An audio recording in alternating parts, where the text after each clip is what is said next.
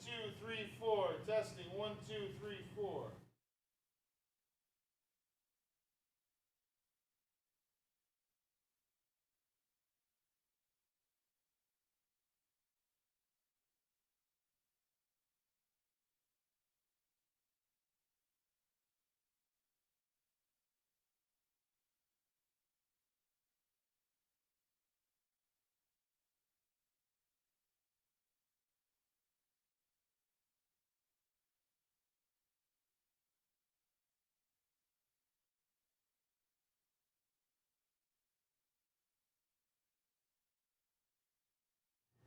Testing 1, 2, 3, 4. Testing 1, 2, 3, 4.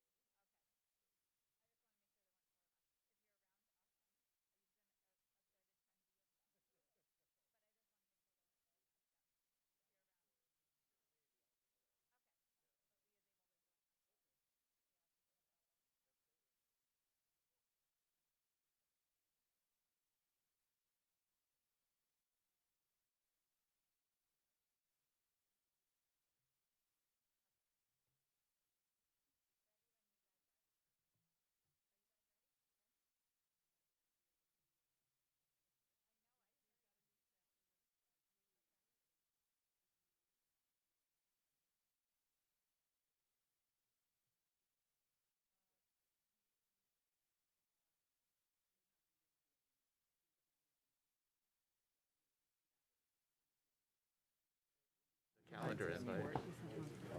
Yeah.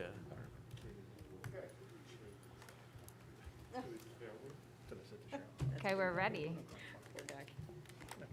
Okay, I'd like to call everybody, call everybody's attention, and call the regular business meeting of November 17th, 2021 to order. Would everybody please rise for the Pledge of Allegiance?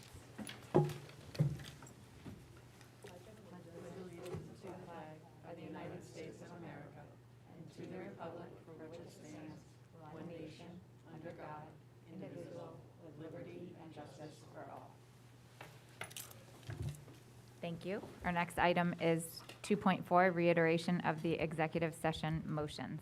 Sue. Yes, sorry. My chair is causing me problems. The board met in executive session to discuss the record of a particular student, to discuss the employment history of a particular person, and to discuss collective bargaining negotiations pursuant to Article 14 of Civil Service Law, Pelham Teachers Association, and CSEA Building Service Employees Unit. Thank you. I don't have much for opening remarks other than to say that I hope that many of you will join us tomorrow at 9 o'clock at J Cafe for our third board coffee. We've had a wonderful turnout at the last two, and we hope that others will join us for a great opportunity to engage with our community. And with that, I will move on to Section 3, which is approval of the minutes. 3.1 is the minutes from the business meeting of November 3rd, 2021. Do I have a motion? So moved. Thank you, Leah. Second. Second. Thank you, Ian. Do I have any questions or comments? All in favor? Aye. Any opposed? Any abstentions? Section 4 is administrative and committee reports. 4.1 is the superintendent's report. Dr. Champ. Great, thanks so much. Thank you.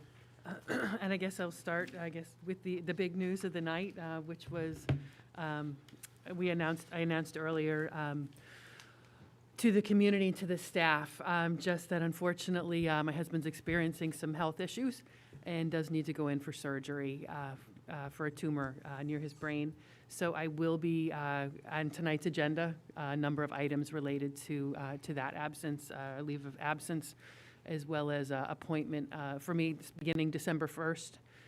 Actually, the surgery is the 3rd, so the absence will be, the FMLA will run from the 3rd through the end of the month. My absence actually beginning on the 1st, so that I can be with him through that recovery period. So incredible thanks to the staff who sent their love and support, and to the community, just an overwhelming response today. So I really just want to thank everyone for that support and understanding. And I'm incredibly appreciative to Dr. Dennis Lauro, a former Pelham superintendent and executive director of the Lyric before he retired, who's willing to come back out of retirement to step back into Pelham.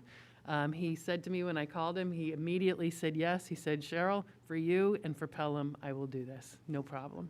And he's very happy. We had a great conversation the other day. He's excited to come back on board. He knows a lot of our administrative team, a lot of our faculty. He actually hired many of them. So I think he's just going to be the great person to step into that role. So I'm appreciative to him. And his appointment is on for the board tonight. So I thank you for your flexibility. Thank him for his willingness to come out of retirement. He looks a lot more refreshed than a lot of us do. So hopefully he'll bring some good energy and real positivity. I think, to see us through to the holidays. So I just want to thank him. Also want to thank Rosemary Matthews for stepping back in and rejoining the district out of her retirement as well, to fill in for Julia Chung while she's out on her leave. Rosemary, it's like she hasn't missed a beat. It's like she never left. She immediately just came right back in, and it was just wonderful to have the smile and positive energy. And just to know, Rosemary has such a calming way about her presence, her voice, everything. You know when you see her, it's going to be okay. And I really have already appreciated the fact that I know that the PPS department is in good hands and will continue to be in good hands even in my absence. So that. Going back together. Yeah, it's true. It's like going back. Right. About, Back in what is it, time. about 10 years when you guys worked together, you and Dr. Lauro? Yes, I would say 10 years about ago. 10, yes. Yeah, so stepping back in time. But that's one of the things I've always loved about Pelham is folks really love the district. and again, are willing to come back. So thank you again, and appreciate all the good work you're already doing. Thank you. Just a little follow-up from some of the discussion last time, certainly related to the high school in particular. I think as we may have shared before, both Mr. Berkowitz and I have had several meetings with students and with staff. We have continued to review our internal and external communications and have some new, really firmed up plans in place. This really gave us a district-wide opportunity to really engage in some efforts that were already in place around safety training. As Jim has shared numerous times, we brought in Alteris. Actually, last spring, we started to work with them I guess it was almost a year ago, when Ralph DeMasi, our head of security, retired. We brought Alteris in to start to work with us in a consulting capacity as well as work to fill that void of Ralph on the ground. So they've brought some great training resources for us, and we were able to have the administrative team was able to do some district level training with them this past week. And each of the building principals is having them come around to the buildings as well to do building emergency response team training at the building level. So these events just kind of really gave us an opportunity to make sure that we're fully engaged in that work, so that we've got solid processes in place. And they're bringing some great expertise. As everyone knows, we've been running a lot of drills lately, which is typical in our spring semester. We usually take a little bit of a pause through the winter months, but then in the spring, we'll run a lot of our drills again. And those generally include our lockdown, lockout, shelter in place. We, of course, are doing an early release the day before Thanksgiving. That comes in handy. It's just a great chance for us to practice our drills, make sure that our processes work, catch things early if we've got gaps or technology updates that need to be made. So it's been great to work with them and be able to do that. Alteris is also bringing in, and this was part of the training this past week, and they'll be doing with building teams, tabletop scenarios, just coming up with a hypothetical and running the team through thinking about what would you do if, and who would handle this, how would you delegate the responsibilities, and then throwing wrenches in the system. So it gives a real opportunity for folks to think things through when they're not under the real pressure of a crisis situation. So we're appreciative, Jim, for taking lead on that, for bringing Alteris in, and for continuing to lead that work. Do you have a sense of how many, if Mr. Berkowitz has had a good response in terms of the number of parents responding with the students' cell phones? At last count, Alex might have a better number than me. I know it was over 400 last time I checked. Yep, Okay. that's still about where we were. Yeah, so if there are any parents who are listening who maybe didn't see that message, one of the things that we did a few years ago, and we're trying to get that system back in place, is to have a database of the student cell phone numbers, so that in emergency situations, we have a vehicle to communicate with them through text when they're off campus. So if there's something happening on the campus and they're away, we can send them a message to stay away, that there's something going on at the school and that they should go find a safe place. Mm-hmm. And also the message, probably the more important at times, is when it's safe to return. Mm-hmm. Because usually there may be, sometimes we'll have a medical situation, we may need to bring an ambulance to the building for maybe a student hurt themselves in physical education class or something. We may need to hold in place while we get the student safely out of the building or something like that. And we may, just depending on the scenario, we may need to keep folks from coming into the building, but then we also do want them to know when it's safe to come back and resume. So yeah, you can submit that information to the high school main office. There was a Google form that got emailed, I think. Yes, there is. And if you can't find the form, you can contact the main office and they'll point you to the right direction. Cheryl, I had a question when you were talking about the participation in the safety drills. Mm-hmm. Is it just the principal in each school, or is the team comprised of a larger group? The team's generally a larger group. I don't know, Jim, if you want to speak to any of this. I don't want to put you on the spot, but it's generally a collaborative effort. Thank you. Yes. So the work that Alteris has been doing, and as part of our annual work plan, is to do exactly what we've been implementing. So we have building emergency response teams. We call them BERT teams. And Alteris is providing that consultant service to our principals and that expertise, so that the schools are able to run their own building emergency response teams. And then they're consulting us as well at the district-wide level. Part of their initial work was they went through all of our safety plans. They audited and reviewed all of our safety plans last spring, And the safety plans that the board approved this past summer were those plans that had been reviewed by Altiris. And that work that we're doing now, the timing of it works out really well, building in those tabletops, those different scenarios. So right now, it happened at the admin level, and what we want to do is, again, provide that support. It's another tool in the toolbox, if you will, for the building principals, so that they have that tool.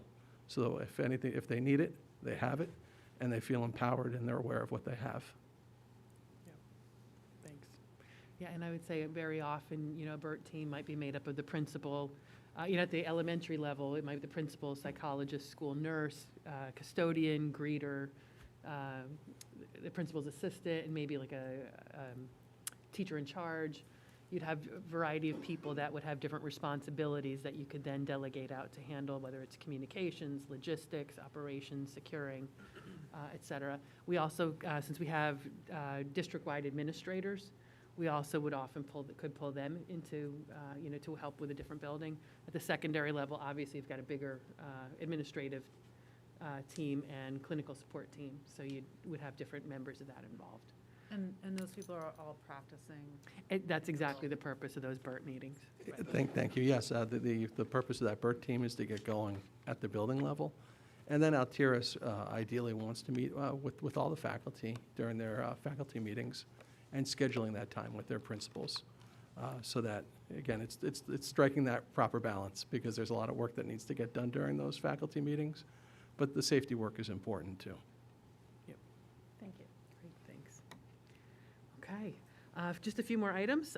We are up and running with the winter sports season. And thanks to Mr. Hodge and to Ms. Damiano for doing a great job of getting things up and running. Great communication, organization, and great turnout as a result. So we've got about, for ice hockey, JV and varsity, 42 students turned out for teams. Boys swimming, 23. Boys basketball, both JV and varsity, 77. Girls basketball, JV and varsity, 40 students. Freshman basketball, 25. Cheer, 18. And winter track, we had 63 boys and 55 girls. Modified sports start November 22nd. And we've already got for signups, boys basketball, 74. Girls basketball, 46. And ice hockey at the modified level. And let's just say, not many schools have modified ice hockey, but we are a hockey town, 22 students for modified hockey. So that's really exciting. Additionally, Mr. Hodge has scheduled for the Positive Coaching Alliance to come in on the 23rd to work with his leadership team, leadership students from each of the teams, specifically focusing on social media training, which I think is very timely. And then a celebratory event, Kate Douglas is dedicating her swim cap, a plaque with her swim cap to the district. As a graduate and a bronze medalist at the Olympics, she's going to be here to do the dedication on the 24th. So it's going to be exciting to have, again, that leadership team and the swim team members are going to get to participate in that. Also, if you haven't already gotten your tickets, Sock and Buskin are staging Clue this weekend, starting tomorrow through Saturday. We are doing reduced seating, spaced seating because of COVID. So we won't be at full capacity, which means we need everyone to come, but we need you to buy your tickets in advance, because there won't be walk-ins, because they're seating people in family groups. So please buy your tickets ahead. It's going to be great, as always. And then finally, just on the COVID topic, I just received this afternoon. I'll be sending this home to the board. Really just wanted to appreciate Assemblywoman Paul and the Assembly members who have sent a letter to Governor Hochul. Some advocacy on behalf of districts. Certainly, we've been doing work to be hopefully still, we still haven't heard from the Department of Health as to whether they're going to be able to be a vaccination site. We definitely want to do that. They've started with larger districts and districts where there was large numbers, but maybe lower access to vaccination. So we haven't made the list yet, but we're still in contact with them, hoping to become a site. We want to encourage people, please don't wait for that, though. Please go out and get your child vaccinated, because we don't know if and when that will be our turn to do that. But that aside, certainly we know with vaccines coming, coming on, there's definitely going to be the question of when do we begin to think about unmasking is going to be coming. So that's why I wanted to recognize the letter that the Assembly sent to the governor advocating for a metric, a statewide metric to guide school districts on at what percentage, what's a metric that districts can use to determine when the time comes to start to making masks optional. So their request was to do something similar to what Massachusetts has done. Massachusetts set a threshold in place which allows local school districts to request state approval to list the mask mandate for vaccinated students when a school reaches 80% vaccination rate. Again, that's Massachusetts, but they're advocating for something along those lines to come from our State Department of Health. That'll So, create a great. appreciate that. That'll create a great incentive Exactly. for the community to come together Yes, to achieve that number. yes, Because we'll all benefit from removing masks. So- yes, exactly. Is that the Massachusetts Department of Health? Is that their guidelines? This doesn't specify that, and I haven't had a chance to look it up. It says our neighboring state of Massachusetts has the threshold in place. So I would assume either the governor's office or the Department of Health specifically. So I just appreciate that advocacy on our behalf, because that is something that districts are very concerned. Too often, we've been pit one against another, instead of there being consistency when there should be consistency. And that would be, I think, a great tool, as you said, a great incentive, Yep. and then a great tool for us to be able to know when that right time comes. Yep. So, any more questions? That was the end of my report. Just didn't know if there are any more questions on any of those topics. Other items? Okay. Thank you very much. Thank you. Next is 4.3, which is the Assistant Superintendent's update on authentic learning. Dr. Garcia. Sure. So, good evening. Just a couple items. One is Oh, gosh. we had some elementary school teachers come and visit the math and science department and the classrooms last week. And we want to thank Dr. Callahan for arranging that experience, that interim visitation. And it was really something that was modeled, that was done a few years ago in literacy with Dr. Thompson. So we know that there's going to be a plan for the high school and middle school teachers to go down to the elementary schools, but really the big approach to this, the purpose is really to get a better sense as educators learning throughout the system.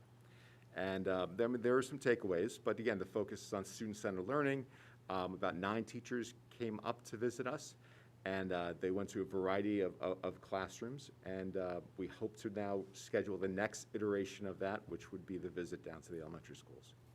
But it was really, I think, positive for all the people involved, not just, of course, the elementary teachers, but they gave feedback to the secondary teachers after, in a session after school. I actually asked Dr. Callahan, what did he see or what did he hear, and some sort of themes. And the focus really was on the inquiry cycle that we created a few years ago with Dr. Callahan, and also student engagement. And really the elementary school teachers got a good sense of how the elementary curriculum feeds into the secondary curriculum.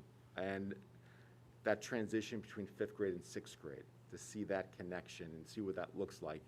That was important for the 5th grade teachers to notice.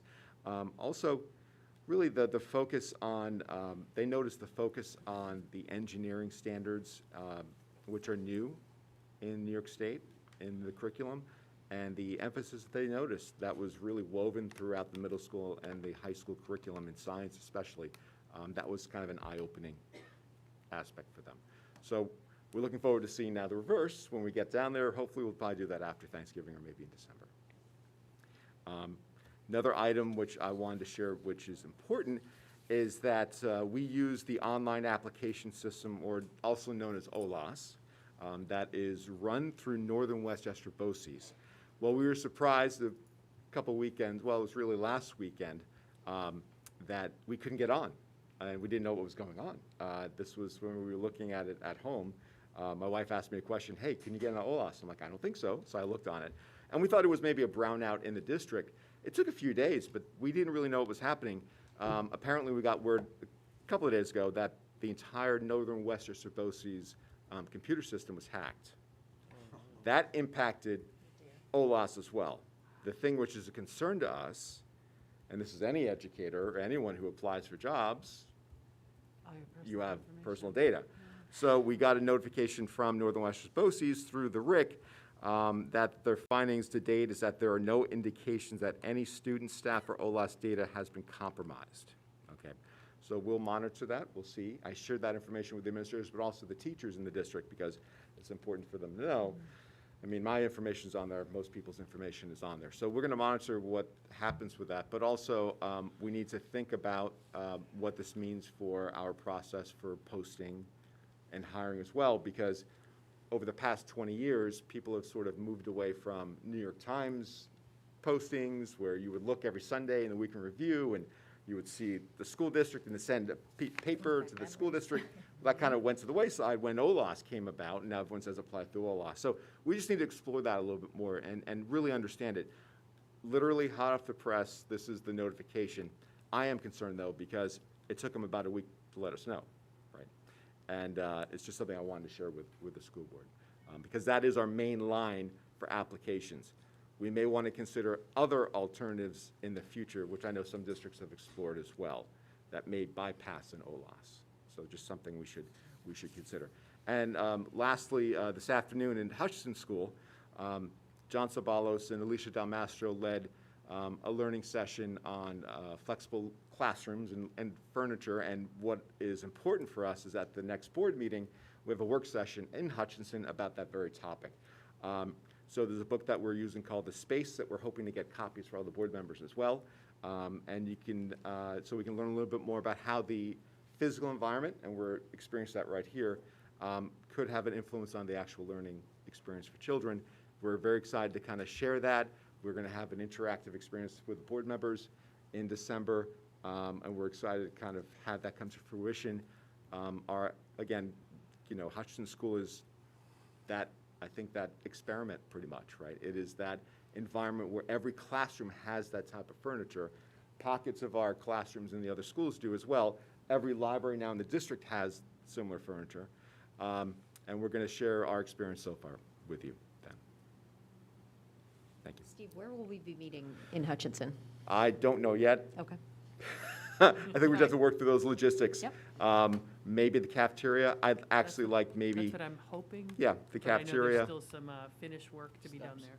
Yeah, we need to kind of just Why don't we look at meet that. in the atrium?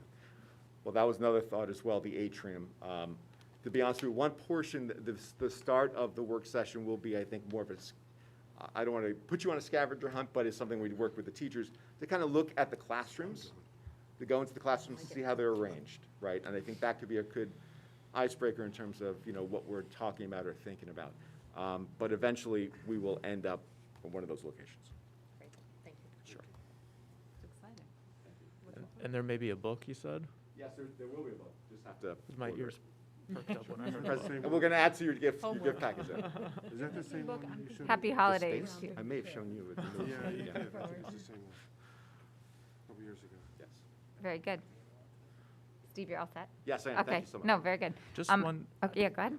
I don't know, just hearing about this hacking, so I think I did read a headline in the NISPA daily headlines they send out that school districts are being targeted for a lot of hacking and Yeah, it is common, right, nowadays. And I think the last hacking that happened was with, I thought it was with, was Woodbury, up in Woodbury? Yeah. But also some of the applications we use, sometimes you hear about that and whether there was a breach there. One of the testing companies was actually hacked. Pearson may have been hacked last year. Was it Questar? Oh, it was Questar? I think get it's which one. whoever has the state The state assessment exams. contract. Yes, state exam contract. They were hacked. And, you know, then they say that no, but it didn't impact, of course, you know, our student data or our children. But that's something that I know Mr. Sabalos is, we constantly review it. And then if there's something that does come to mind, we have to share with the community and also then discuss whether that is something we must change in our system. Are they ransomware attacks? I'm not well versed enough, but I'm pretty sure it's not good.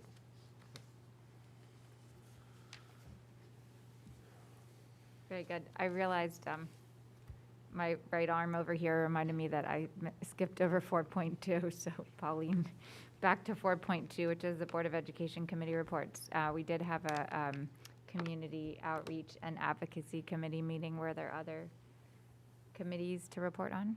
Okay. We looked at brick. You looked at brick. It was successful, I heard. Well, ultimately. Yeah. Was an easy task, but they're still rectangular. They're there. That's for the Prospect? Yeah. Yeah. Actually, looks pretty good. You selected some brick that was a different color than the ones that had been looked at before, is that what? Sorry. John, could you explain what happened with the brick, please? It was a mock-up. We had seen a mock-up earlier at Prospect, and we thought the blend was a little off. So we asked them to adjust the blend. When I say blend, it's, it's a blend of 3 different colors, right? So light, medium, dark. And so you can adjust the blend to create different effects. And so we asked them to adjust it, and then when we went back for the mock-up, they were busy putting up all the brick. Yeah. That was the issue.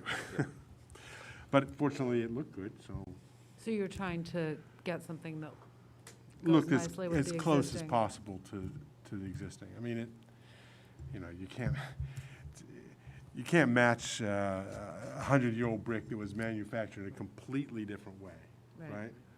But, they're pretty good. These brick companies are pretty good at putting together modern bricks in a way that makes them look very similar to the old bricks.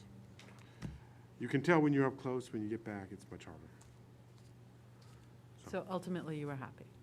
Right, we just didn't want them to be installing it before we'd actually seen the second mock-up. Oh, you had the same reaction I did. Yeah, Oh, I missed you, I'm sorry. Moving at a rapid rate.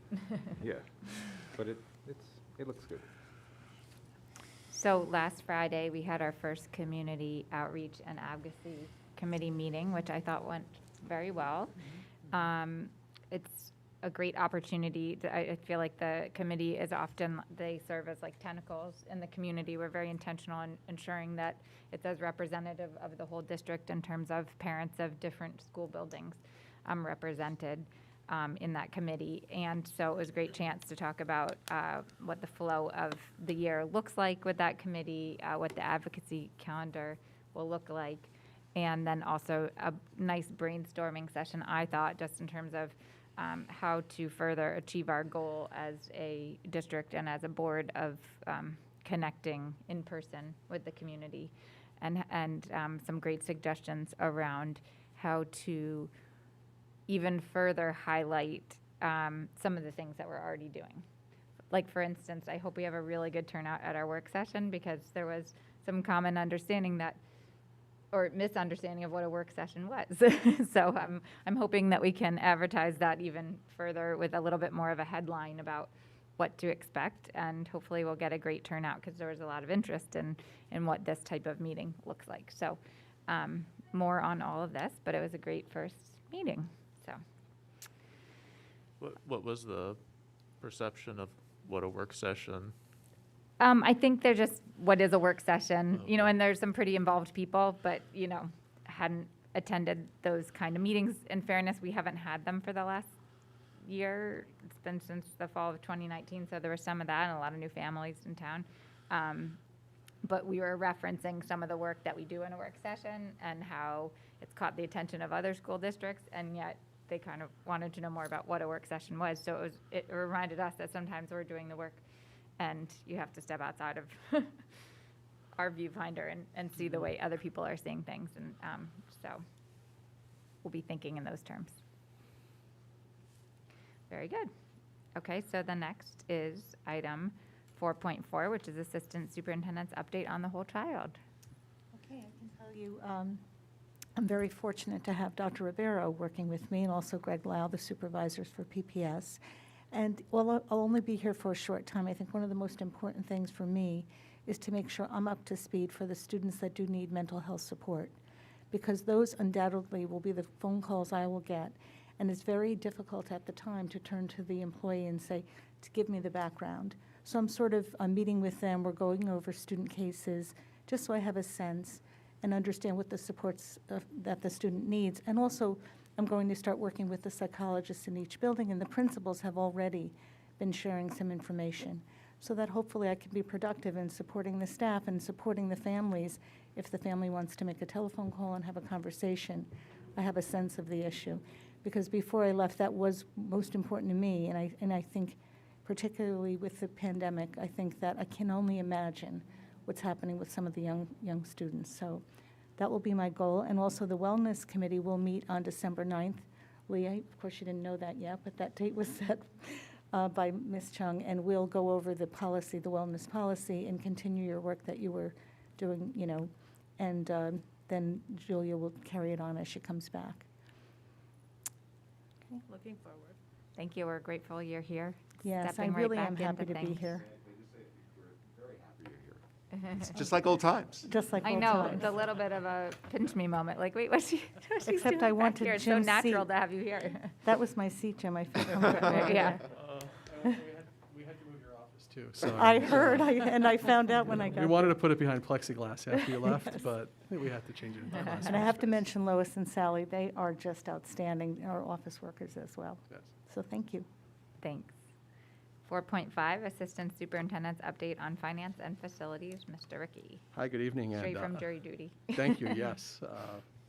I've been out of the office for a few days due to jury duty. It's nice to be at work, and I'll be back in the jury box tomorrow morning. On this evening's agenda, though, there's an item which I had mentioned at the last meeting, and it was a motion to limit the extent of New York State property tax law, Section 485B. It's an investment exemption. And this resolution before the board comes at the recommendation of our legal counsel, Keenan Bean, who work cooperatively with the town of Pelham. And really what this does, back in October, the town of Pelham enacted a local law eliminating the availability of a property tax exemption allowed under state law. And under the terms of this exemption, it allows property owners up to a 50% reduction of their assessment of commercial property. The assessor for the town of Pelham made a recommendation that this loophole or this exemption, it's not a loophole, it's an exemption, be closed.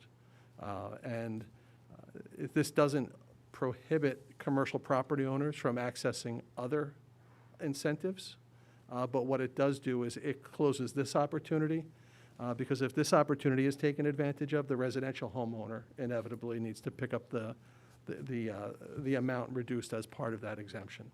So this particular resolution was on the board agenda up until right before the meeting last week or 2 weeks ago. The reason it didn't move forward was because the New York State Department of State had not yet received or recorded the law as passed by the town of Pelham. That has happened now, and that's why it was Local Law 1 actually passed by the town of Pelham this year, and now it is ready to come before the Board of Education for passage. And this was something that was also discussed at the Finance Committee meeting, which was about 3 weeks ago now. So happy to have that one to move forward. And again, this is really being done to kind of be in defense of the residential property owner, but at the same time, it does not eliminate any incentives available towards commercial property owners, just this one. And it's a local option that we have the opportunity to opt out of.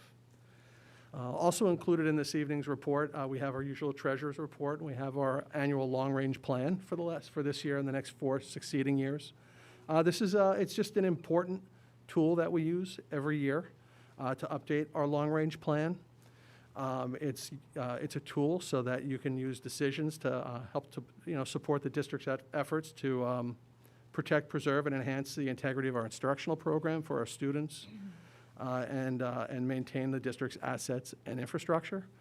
This particular long-range plan is based on specific assumptions.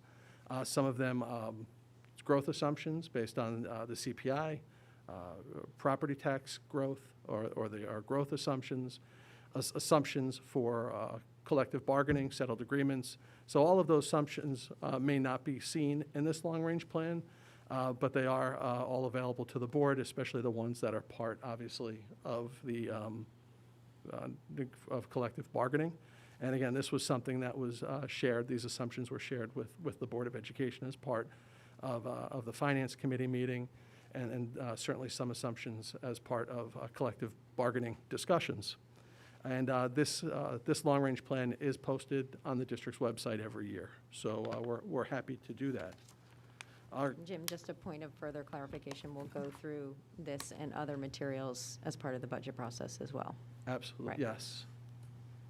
So, and again, this is what we like, we bring this, this is a great time to do it at the beginning of our budget cycle. And this is an annual exercise, and it's a really important tool, and it's really to prevent those scenarios you hear where school districts say, well, we never knew that was going to happen. This really allows everybody to see the kind of the 4 to 5 year runway of where we are. So we'll be able to look back 5 years and see what the projection was for this year and see how close we are? You can, but what you'll also see is the closer you are to a forecast, the more accurate you are. Obviously, the further away you are, generally, the more difficult it is to forecast that. And we redo it all the time. Just- I know, you're getting me. Just busting your chops. Thank you.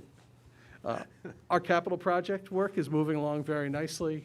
The demolition work at Hutchinson, we are told will commence in the December time period, but you should start seeing fencing going up around that building or on the sidewalk. Once that goes up, that scaffolding that's been outside the building will come down. You may not recognize the building without that scaffolding in front of it anymore.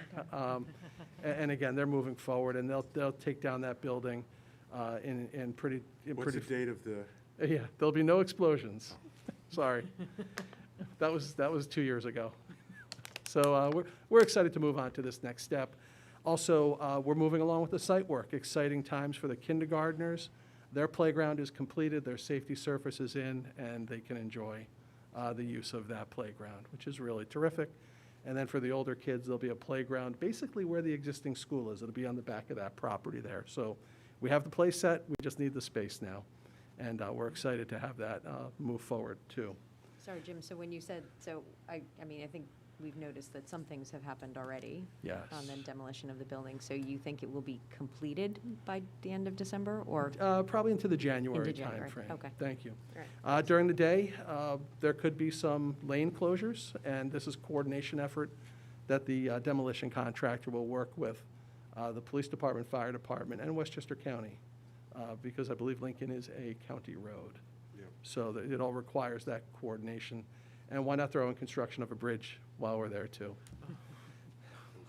I mean, I'm sure the snow will hold off.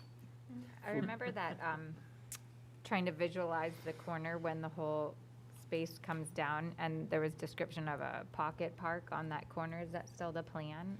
So it Or is, there's still some hanging details to? there will be some finish work there, thank you, but a final design. No, has- it's at the end. but- Yes, so I think right now, I think we're really focused on, let's get the fields put together, the Right. playgrounds up, the parking lot finished.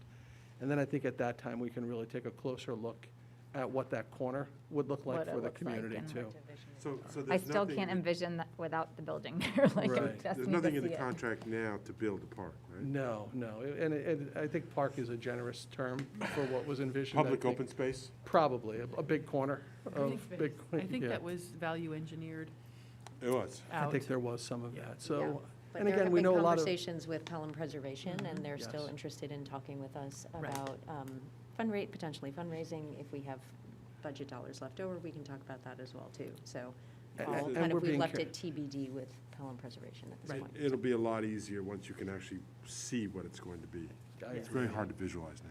And there's a lot of commemorative items in the building, and the contractor's collecting those items too. And I think collectively, I think we want to find a way to incorporate those back into the new building or the site in one way or another to be respectful of all of those commemorative items throughout the building and the site.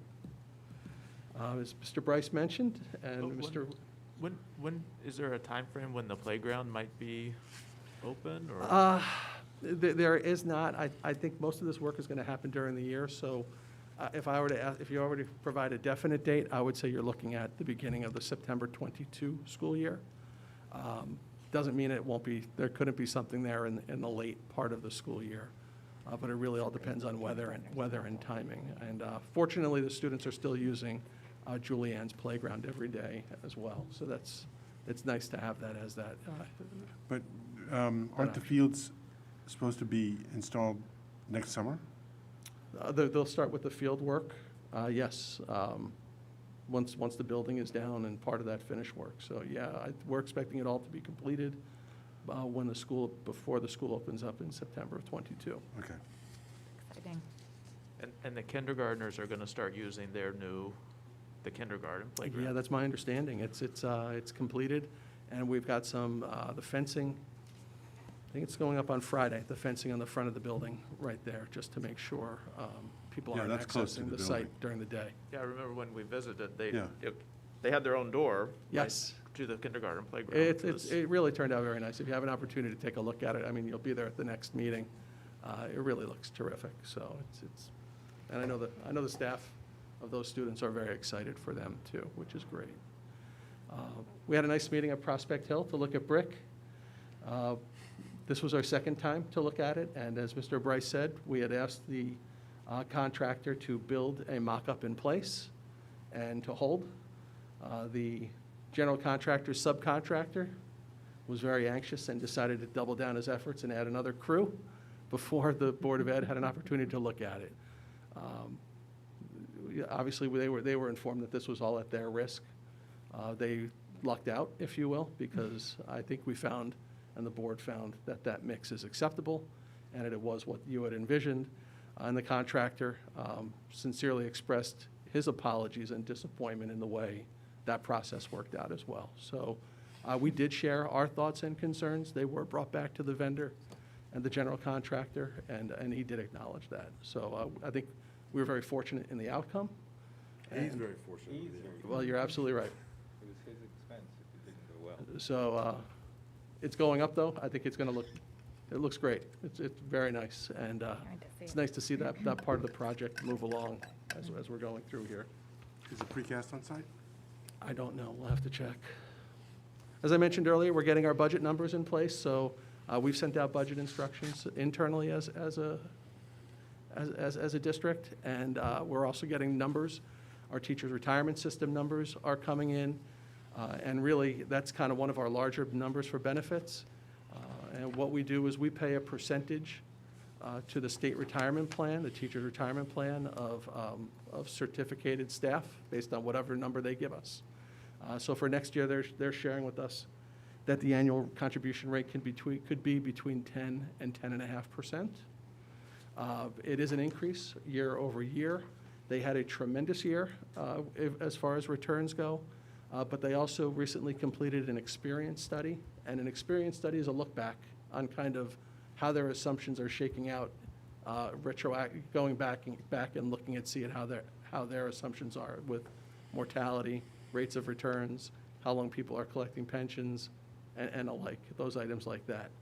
So based on their experience study, they have adjusted some of their returns, which are in turn driving up some of the costs, but at a moderate rate. So we're pretty fortunate that way.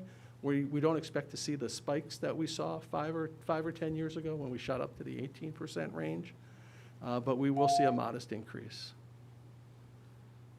Isn't that a rolling average?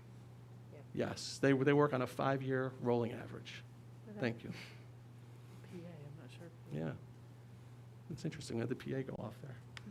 And lastly, I think as part of our federal funds and use of our federal funds this year, one of the things we have to do is just provide reports on how our federal funds are being spent as a district.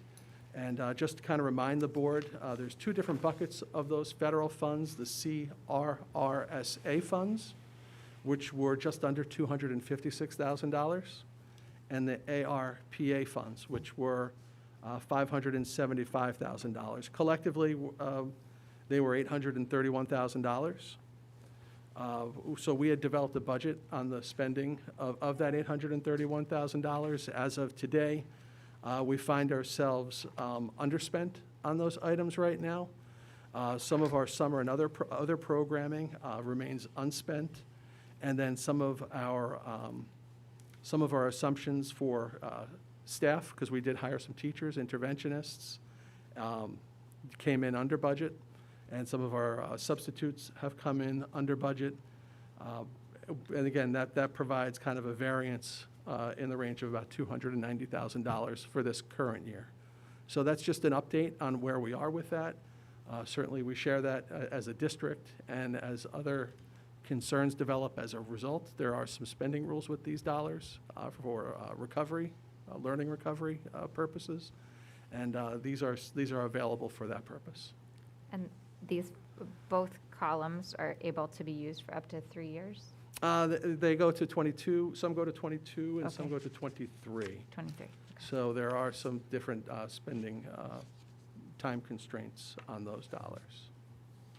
So if we determine as a district that more programs are needed to help with, academic gains or whatever we determine the need is, that we have the ability to be flexible. You could have some opportunities to utilize Right. those available dollars to support those additional needs. Absolutely. So it's just a kind of a first quarter, lets you see where we are, and it's part of our reporting. And this will be added as part of my report in the board docs document. So it'll be posted tomorrow. This is just something that we updated today. And there are some names in here. We will redact names, but obviously you see them are identified as teacher 1, 2, 3, 4, and psychologist in each of the school that they're located in. That's where I am right now. Thank you. Thank you. Okay, this brings us to financial reports and motions. I'd like to take a consent of 5.1 through 5.5. Do I have a motion? So moved. Thank you. Do I have a second? Second? Thanks, Sue. Any questions or comments? I just have a quick question, sorry. Sorry, Jim, not to put you back on the hot seat again, but how are we doing as far as budget with Hutchinson, with the change orders and everything? Thank you. So we've recently done a reconciliation. We're in a pretty positive position right now. We're working with our contractor on a final cost out or settlement cost out on some open change orders that we have. Those are some items that I've mentioned to the board, and we hope to have a final number and a settlement for the board before the next meeting, if we can. But all in all, we've been pretty favorable, and feel pretty fortunate about that. I think building new has definitely helped, and I think during the early parts of the pandemic, I think there was just a lot of people building and moving forward, and we benefited from that. We really did well. That's great, thank you. Maybe when we report on that, you can give us change orders as a percentage of the total contract, and maybe some sense of what percentage of that is also improvements. So we made some enhancements, right? Absolutely. We added some things in, so those aren't really change orders, they're just improved scope or increased scope. So, maybe a little analysis of that would help the board. So just so I'm understanding, if it's something like that, something that was removed as part of value engineering, but then put back Exactly. in. Like kitchen equipment, Correct. right? That was Great. removed, it was put back in, millwork, a number of items like that. They aren't really Absolutely. change orders, but they change the contract amount. Absolutely. That's a great idea. We can do that. Any other questions or comments? So you're thinking that there'll be unused money after the project is completed, like a surplus? Yes, But that money would be restricted, right? That- correct. Unspent dollars would drop down into the debt service fund. And that could be used to pay down debt. At a later date, it could be used during the budget process, or excuse me, during the tax rate setting process. It could be used to help defray the cost of capital expenses. So many options. Pardon? So many options. There's some options, exactly. I and then wouldn't this say is- so many, stop. And debt service fund is a fund, but in some ways, it's kind of like a fund balance. It's just in a different bucket with different uses. It's a subject for discussion at a later date, I think. Any other questions or comments? All in favor? Aye. Aye. Any opposed? Any abstentions? 5.6 I'll take on its own. Do I have a motion? So moved. Thanks, Sue. A second? Second. Thanks, Leah. So we have a few donations. The first one is a donation of $750 to support Unified Basketball, which we had a clarification as a spring sport, Yes. not a winter sport, and that gratitude be bestowed upon its donor, the Special Olympics of New York. And be it further resolved that we do accept a donation of $2,900 to be used to purchase books for the Siwani School Birthday Club, which celebrates the students' birthdays by gifting books and their names, and that gratitude be bestowed upon their donor, the Siwani School community. Very generous. Very nice. Any questions or comments? All in favor? Aye. Any opposed? Any abstentions? Next, section 6 is policy monitoring and governance. We have a policy update. We have not. No? We have not We met meet since the tomorrow. last meeting. We meet True. tomorrow, so we'll have an Okay. update at the next meeting. Just reading along here. Okay, that's good. We'll see you tomorrow. Section 7 is superintendent's personnel recommendations. I'd like to take a consent at 7.1 through 7.7. Do I have a motion? Thank you, Ian. Do I have a second? Second. Thanks, John. Any questions or comments? We have a whole slew of, I have a comment. yeah. I was on the board when Dr. Laurel was appointed. He was recommended by Charlie Wilson. He had already served 12 years as the director of curriculum, as assistant superintendent for curriculum. And he was fantastic in that role. I only overlapped with him 1 year as a superintendent, so I didn't get to really see him mature in that role, but I think it's going to be amazing to have him back, and along with half of his team. So I just wanted to mention that I think we're very lucky to be able to welcome them, both Rosemary and Dennis, back. Agreed. And also just to reiterate our support for you and for your husband. Thank you. Appreciate that. We'll be thinking about you guys. Any other questions or comments? Anything to add? Okay, all in favor? Aye. Any opposed? Any abstentions? Section .8 is, Section 8, it's been a long day. Pupil Personnel Services. We have it's not scheduled Not a D. scheduled D. I know, I was about to say, we Yeah. have a scheduled D, an appointment on Committee on Special Education for CPSE, and I have to click on this because this one's throwing me. Parent Just member. one A person parent in member, that. yes. Adding an addition of a parent member. Do I have a motion? So moved. Thanks, Sue. A second? Second. Thank you, Ian. Any questions or comments? All in favor? Aye. Aye. Any opposed? Any abstentions? Section 9 is new business. Do we have any new business? Okay.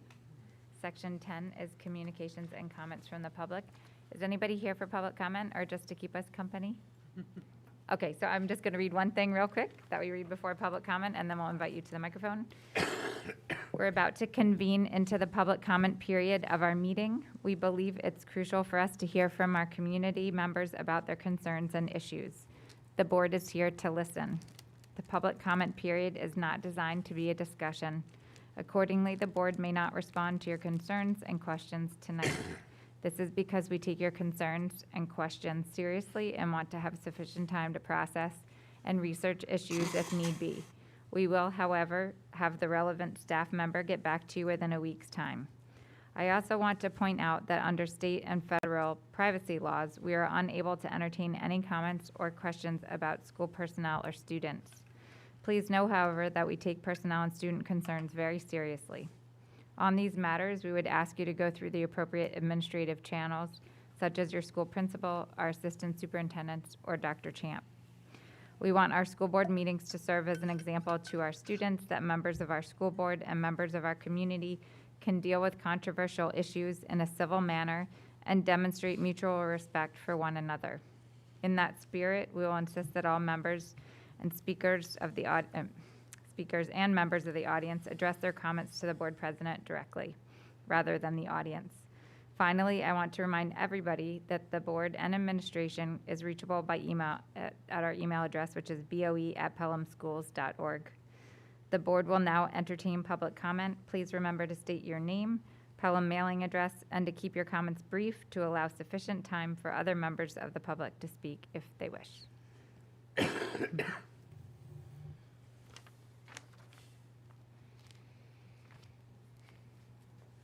Hello, Hello. my name is Kim Regal. I'm at 652 Timpson Street in Pelham Manor. And I've come here tonight to voice my concern about the handling of the positive coronavirus cases at Cybernoy. I'm not surprised that we have positive cases, and I believe, unfortunately, COVID is here to stay, so this is our new reality. And I'm glad that most of the cases appear to be mild, and my heart goes out to the families that are directly affected. I am, however, very upset about the fact that the cases were allowed to spread the way they were. I understand that the health department requires students to be at least 3 feet at all times, otherwise they'll be subject to quarantine. And I understand that the chairs in the classroom are carefully placed 3 feet apart to minimize the children's exposure. However, the practical reality is that elementary school students don't stay 3 feet away from each other, particularly in grades like kindergarten, where the majority of the cases were. Then, once there were 14 cases in less than 2 weeks, additional measures should have been put in place to protect the students. I applaud Principal Johnson's effort to mitigate the spread by converting the K class virtual. However, there were obviously still cases being diagnosed from the school. Even the suggestion to implement a temporary mask policy on the playground until the case count started going down was met with resistance because it would need to be a district-wide policy. This means that I need to put the responsibility onto my 5- and 8-year-old to wear their masks on the playground when the other kids aren't, to protect themselves and the at-risk family they're going to see on Thanksgiving. As we've learned, flexibility is essential in responding to the pandemic. So the blanket policy of what is good for one is good for all is not working. High school students can stay 3 feet apart and have had months to get vaccinated. The climate is very different in elementary school. We are weeks away from having fully vaccinated elementary school students. Lax policies and the refusal to react to an obvious case of school spread threatens to extend that time frame and ruin another family holiday season. I know that we're all tired of COVID, but we need to continue to be vigilant and cautious until the people who want to be protected by the vaccines have gotten a chance to protect their children. Until we've had a chance to protect our children, we need to be realistic about who is directly exposed and quarantining exposed children as per the county recommendations. Thank you. Thank you for taking the time to share your thoughts with us. Anybody else? Okay. Leah, could I have a motion to adjourn? Madam President, would you entertain a motion to adjourn? So moved. Do I have a second? Second. Thank you, John. Any questions or comments? All in favor? Aye. Aye. Any opposed? Any abstentions? Good night.